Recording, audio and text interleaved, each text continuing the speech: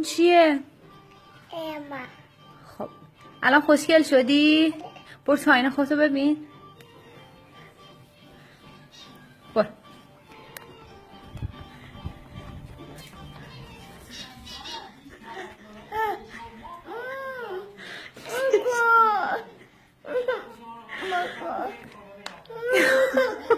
خودتو ببین.